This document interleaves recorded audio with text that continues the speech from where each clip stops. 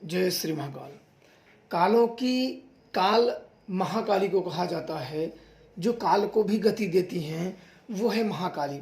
महाकाली की आराधना करने वाला व्यक्ति, साधना करने वाला व्यक्ति भूत प्रेत बाधा, तांत्रिक बाधा, किए कराए, मारण इत्यादि के चंगुल में कभी नहीं फंसता है, क्योंकि उनके ऊपर साक्षात्कार महाकाली की कृपा है, जो कि कालों की काल है।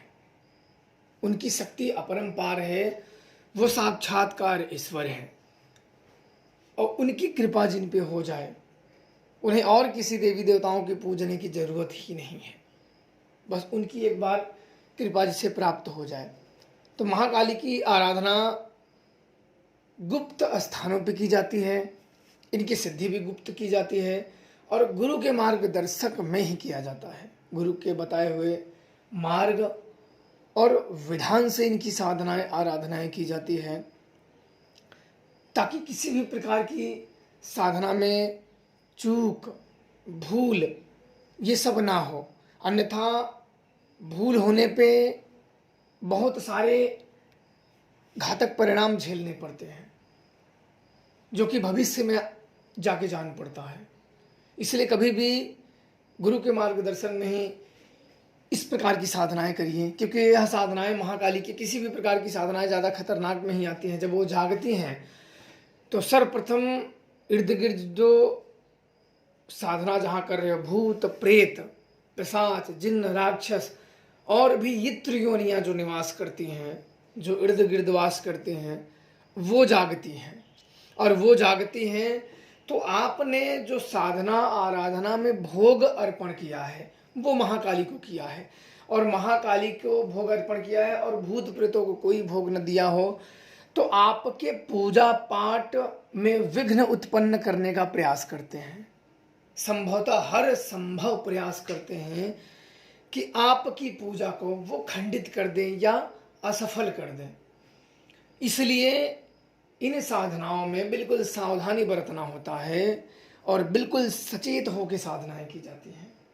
इसीलिए कहते हैं कि भूल चूक इन साधनाओं में बिल्कुल ना किया जाए, अन्यथा ये घातक परिणाम होते हैं। घातक परिणाम यह होते हैं कि जब भूत प्रेत आपकी पूजा स्वीकार कर लेते हैं, हमने सुरक्षा कवच कमजोर लगाया है, सुरक्षा मंत्रों का ज्ञान नहीं है, या अन्य विधियों द्वारा जो भूत आपकी पूजा को छू ले, तो भूत आपका पूजा हर बार खाने का प्रयास करेंगे।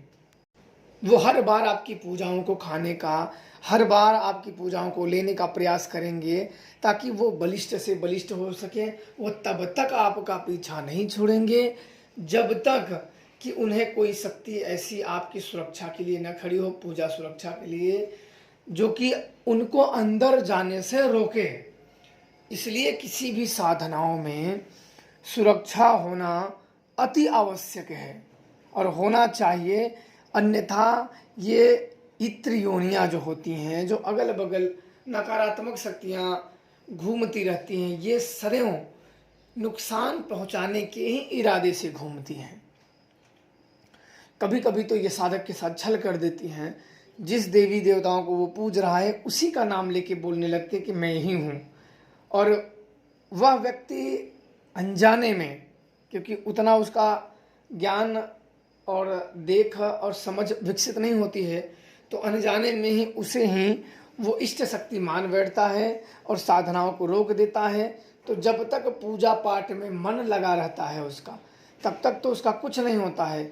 हर चीज़ में व्यक्ति अगर काम किया जाए तो धीरे धीरे मन उसमें उबने लगता है। चाहे काम करो, मेहनत करो, मजदूरी करो, साधना करो, भक्ति करो, पूजा करो, समय के बाद कम ही हो जाते हैं। और जब कम होंगे तब ये भूत पिशाच हैं जो ये नाराज हो जाएंगे। गलती से जब वचन में आ गए हैं, जब ये नाराज हो जाएंगे तब आपके साथ ये अहित करेंगे और दुर्गुणी व्यवहार करेंगे, जो कि यह आपको आगे जाके जान पड़ता है और तब आपके लिए काफ़ी मुश्किलें पैदा हो जाती है। तब घर परिवार में आपके दुख पसर जाता है। तब आप इसे दुख दूर कराने का प्रयास करते हैं, हटवाने का प्रयास करते हैं, पर अफसोस जिसे आप जाते हो दुख दूर करवाने के लिए, वो आपसे भी ज़्यादा दुखी है। बस चला रहा है, चला रहा है। ये मुझे बताने की ज़रूरत नहीं है, आप लोग खुद जब समझ जाएंगे तो इसलिए महाकाली की साधना बिल्कुल और जल्दी प्रसन्न होने वाली होती है। इनकी साधना इतना तीव्र प्रभावी देती है, शायद ही जल्दी कोई साधना प्रभावी दे। ये जल्दी प्रसन्न हो जाती है, थोड़ी सी पूजा, थोड़ी सी भक्ति में अपने भक्तों पे ये तुरंत प्रसन्न हो जाती हैं और अपनी कृपा बरसाने लगती हैं। अगले बार में मैं आपको लोगों को माँ काली की साधना बताऊंगा जो कि बहुत ही सरल है। तो वीडियो में आप लोग इंतज़ार करें और जल्द ही मैं आप लोगों को बताऊंगा जो कि बहुत ही सरल है और कोई भी व्यक्ति उनकी साधना कर सकता है और उनकी कृपा प्राप्त कर सकता है।